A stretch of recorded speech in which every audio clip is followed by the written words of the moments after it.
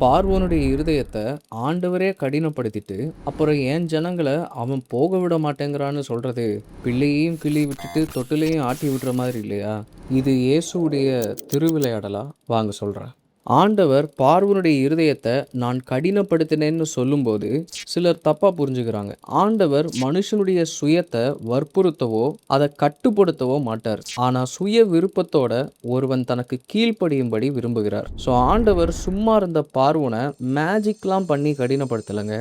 இஸ்ரவேலுக்காக ஆண்டவர் செஞ்ச அற்புத அடையாளங்களை பார்த்து பார்வோனுடைய கோபமும் ஆணவமும் தான் இந்த கடினத்துக்கு காரணமா இருந்துச்சு.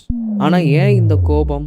உங்க எல்லாருக்கும் தெரிஞ்ச மாதிரி பார்வோன் வெறும் ராஜா கிடையாது. எகிப்து மக்கள் நம்புகிற எகிப்தின் கடவுள்களுக்கெல்லாம் மேலான ஒரு கடவுளா, எல்லாரையும் விட வலிமை மிக்க எல்லா கடவுள்கிட்டையும் அனுக்கிரகம் பெற்ற ஒருவனாக தான் இந்த பார்வோன் பார்க்கப்பட்டான். ஸோ இவ்வளோ பெரிய இடத்துல இருக்கோன்னு நினச்சிக்கிட்டு இருக்கிற அந்த பார்வோனை ஆண்டவர் மோசேவை கொண்டு லெஃப்ட் ஹேண்டில் டீல் பண்ணா அவனுக்கு எப்படிங்க இருக்கும்?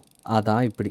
என்னுடைய பிடியிலிருந்து என்னுடைய அனுக்கிரகம் இல்லாமல் இந்த ஜனங்களை எப்படி விடுவிக்க முடியும்னு பார்வோன் ஆண்டவரோட போட்டி போட்டான். ஸோ பார்வோன் ஏற்கனவே கர்வத்திலையும் பெருமையிலையும் நிறைஞ்சிருந்ததுனால இந்த கோபமும் ஆணவமும் அவன் இருதயத்தை கடினப்படுத்திச்சு.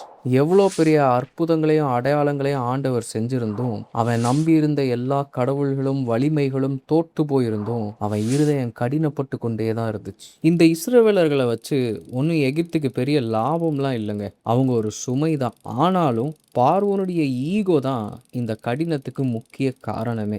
ஆண்டவருடைய இந்த அடையாளங்கள் இஸ்ரவேலர்களுக்கு நம்பிக்கையை அதிகரிச்சுது. நம்ம கூடிய சீக்கிரம் விடுவிக்கப்படுவோம்னு அவங்க இருதயம் சந்தோஷத்தினால நிரம்பிச்சு. ஆனால் இன்னொரு பக்கம் ஒவ்வொரு அடையாளத்தை பார்க்கும்போதும் தன்னுடைய ஈகோ தூண்டப்பட்டு இருதயம் கடினப்பட்டு கொண்டே இருந்துச்சு.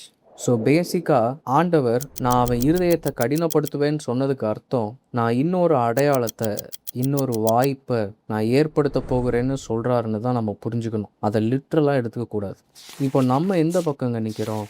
அடையாளங்களையும் அற்புதங்களையும் பார்த்தும் சில விஷயங்கள் நமக்கு பாரமாக இருந்தும் நம்ம மனசு நமக்கு பிடிச்சதையே தான் பிடிச்சி வச்சிட்ருக்கா, இல்லை ஆண்டவருடைய வார்த்தைக்கு மனசு கீழ்படியுதா? முடிவு பண்ணிக்கோங்க. God bless you.